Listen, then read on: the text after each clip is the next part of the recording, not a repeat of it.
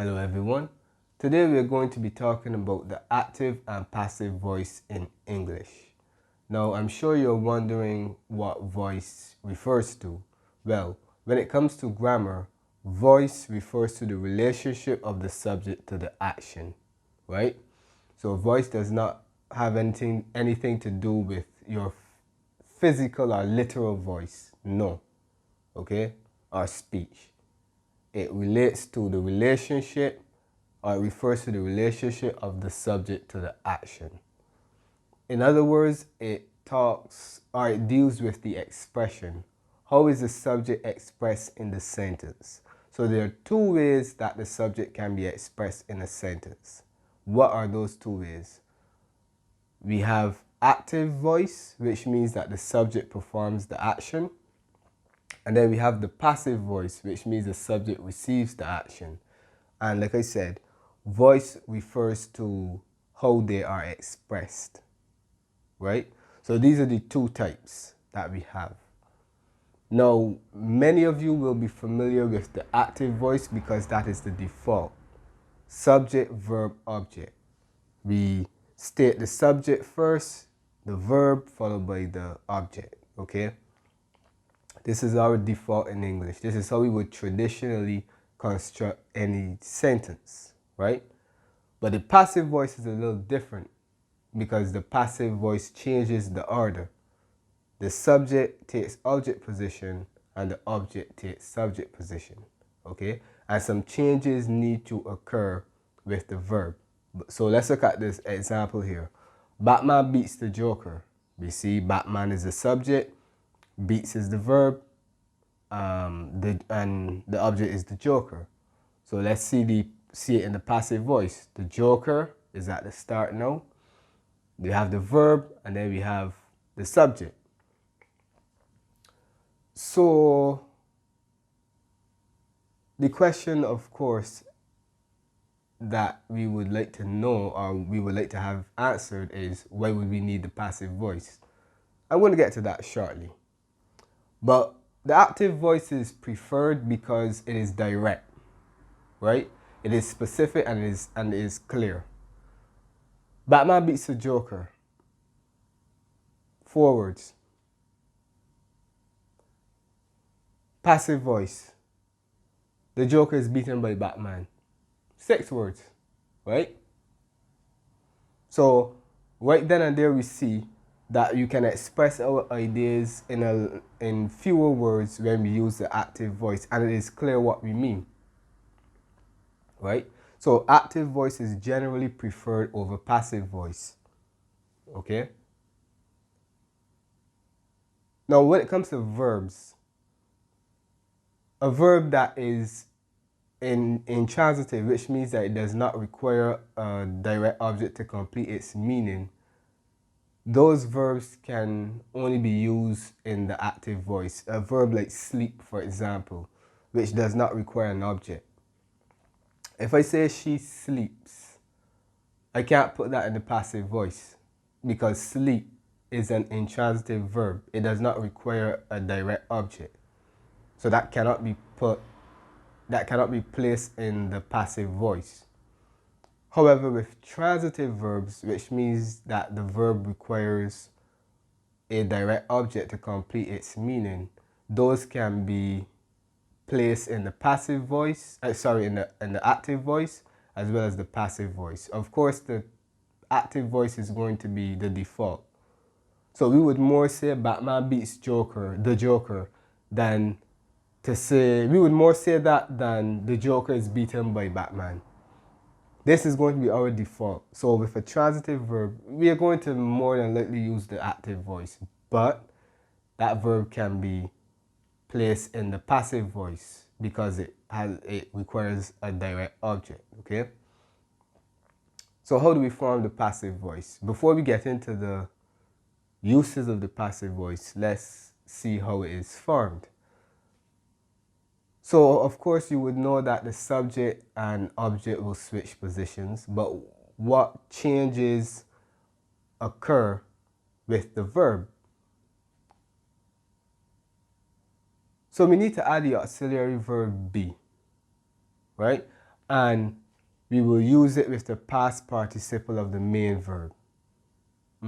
This is a general formula because there will be some changes to this formula when we get into perfect tenses.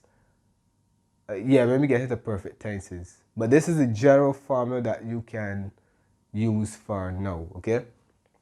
So once the subject and object have switched places, we then change the verbs. So we use the auxiliary verb be, and be is going to take the same tense, are going to be conjugated according to the same tense as the main verb, okay? And then we use the past participle of the main verb. This is why we get the Joker is beaten, because beats is present tense and the past participle of the verb to beat is beaten. And then of course we add the prepositional phrase by and then the agent. So that's also another part that we add at the end. But that is not mandatory, right? And we're going to see why. So yes, we use a form of the verb to be followed by the past participle of the main verb, right? So now that you know how to form the passive voice, let's find out why we need the passive, or why our context in which we use the passive voice. Because generally, the passive voice is not recommended because it is not always clear. The meaning is not always clear, right? Plus, it results in the use of more words, right? So the passive voice is generally avoided, especially in academic writing, right? But there are some contexts that the passive voice is ideal, and we're going to see those shortly. So 1, to emphasize the receiver of the action. As you know, the object goes into subject position. So when we use the passive voice, we are placing, or we can place emphasis on the receiver of the action rather than the agent or the doer of the action, okay? So if I say France was defeated by Argentina, that's the same thing as saying Argentina defeated France. But because France occurs at the start of the sentence, that will have more focus, okay? Because whatever occurs at the start will receive more attention. So when we use the passive voice, we can use it to place more emphasis on the object or the receiver of the action, okay? So that's one context. 2, when the agent is unknown or unimportant. Now, again, this kind of goes back to this point here. The Joker is beaten. We don't have to say by Batman. We can, but we don't have to, right? So that will be returning to the previous point, right? So when we don't know who performed the action, who or what performed the action, or the agent is unimportant, we would use the passive voice, right? So a man has been murdered. By whom? We do not know. But because we omit the agent, that also suggests that the agent is not relevant, right? All that matters is that a man has been murdered. That's all that matters, okay? You would see this used a lot in like news reports when it is unknown who committed the offense, right?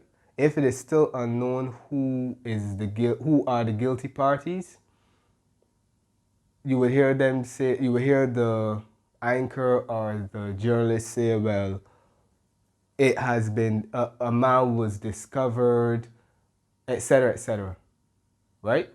So we do not mention the agent because the agent is either unknown or unimportant or irrelevant, okay? 3, to avoid blame or responsibility. So this is use of the passive voice as well. A mistake was made. By whom? Who made the mistake? When we want to absolve ourselves of any responsibility, we can use the passive voice, right? And that can be said for others as well. So if I don't want to throw my friend under the bus, I could say, okay, a mistake was made. I didn't say he made the mistake or she made the mistake, right? I said a mistake was made. Okay? So yes, that's a third use. Now let's move over this side. A fourth use is going to be for general statements. Records are made to be broken. By whom? We don't know. Or we did not state. It's just a general statement. It doesn't refer to anyone in particular. Right? So that's an example of the passive voice. Records are made to be broken. 5. In specific academic contexts, like lab reports. Now, I would have told you earlier that, you should avoid using the passive voice because of the lack of clarity. However, in certain academic contexts, it is actually required, such as the lab reports. Like if you're writing, like if you have performed a scientific experiment, okay? The methodology will be written in the passive voice, right? For example, sodium was added to the water. Now, when it comes to the methodology, of course, the person reading your methodology will know that you are the one who performed those various activities. But what the passive voice allows you to do is it allows you to focus more on the experiment, what was done, rather than who actually carried it out. So when you're writing your methodology in a lab report, you will always write it in the third person, which would be the passive voice. You don't say, I took sodium and added it to the water. No, you don't do that. You would say water was taken and added to, sodium was taken and added to the water, or whatever the case may be, right? And 6, when the subject is obvious. So this is going to depend on context. I am paid weekly. If it is already understood who is the agent, then we don't need to mention the agent, right? If I say I am paid weekly, it is obvious that I'm referring to my employer. I don't necessarily need to state who my employer is if it is not relevant to the situation, right? So that's another way we can use the passive voice.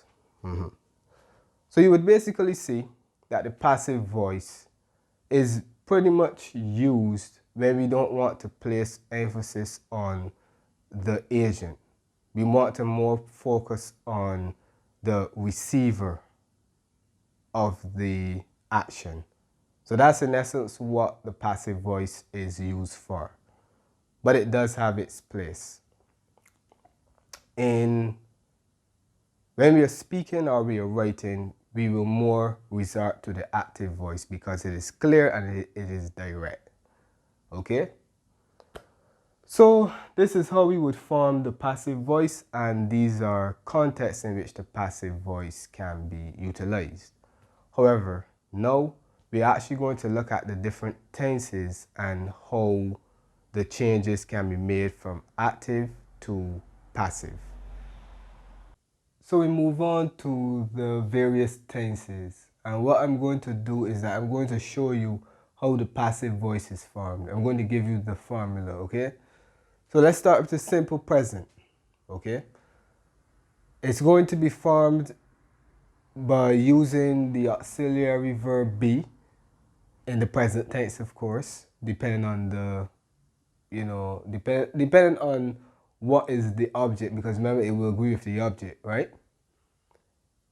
And the past participle of the main verb. So for example, Chris studies Spanish. Of course, that is our active sentence. So it becomes Spanish is studied by Chris. Of course, is would agree with Spanish because that's the object. I remember the object has to go into subject position. Studied is the past participle of the verb to study. So we get Spanish is studied by Chris. Present progressive, also known as the continuous form. We have the verb to be, am, is, or are. Then we have being, right? Being, the continuous. And then we have the past participle. We are reading the book. The book is being read by us. And of course, we has to change to us. Well, I said we has to change to us, but you know, we is plural. So, right. So when I say we, I mean the word we, but we is a subject pronoun. So the subject pronoun we has to change to us because it's now an object, right? So yeah, that might be better. Yeah, right. So the book is being read by us. Present perfect. Now we have has or have followed by been. So in this case, we use the past participle of the verb to be followed by the past participle of the main verb. They have purchased a car. A car has been purchased by them. Same thing here. They, the subject pronoun, they will change to them because obviously them would be the object and object pronoun and they would be the subject pronoun, okay? So you have to remember those as well.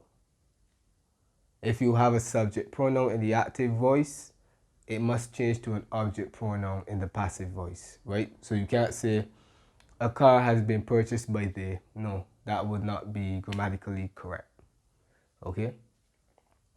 Past simple. Was, were, followed by the past participle. Susan attacked the man. Okay, so the man, we use was because was would agree with the man because it's singular. The man was attacked by Susan. Past progressive, was or were followed by being followed by past participle of the main verb, right? The policeman was watching the crowd. The crowd was being watched by the policeman. Past perfect, we have had because it's past tense, had. So had will be for all the subjects or objects rather. Been, and then the past participle. Many people had paid the fee. The fee had been paid by many people. Future simple. Will be followed by the past participle of the main verb. Spain will win the Euros. The Euros will be won by Spain. Yep. So that would basically complete the tenses. You may be wondering why some have been omitted, but if it has been omitted, that means that it would sound awkward. Even if it is possible, it will sound awkward. So it is recommended that you avoid it. Use the active voice. In fact, generally, it is advisable to use the active voice. But as you would have seen earlier, there are specific contexts in which we use the passive voice, right?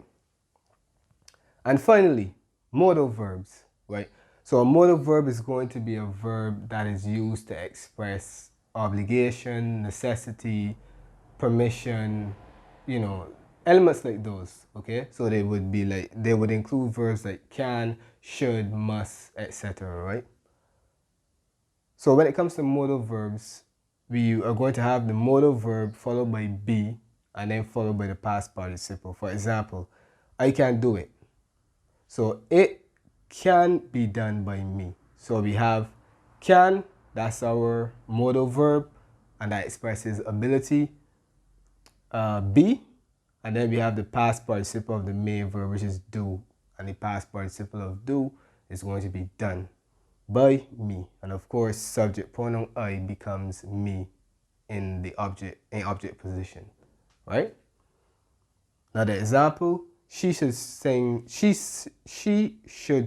the song.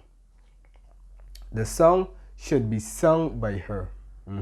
We have the modal verb, and the should would indicate necessity, right? Or it could also be suggestion, right? The song should be sung by her. Should, or modal verb, be, and then sung. Past participle of sing is going to be sung. Sing, sang, sung. Okay? But when we have the have, right? So if I had should have, the only difference is that you would use the verb have. Modal, I think you call it modal perfect, right? When you're using the perfect tense with a modal verb, okay? So for example, we should have done the homework.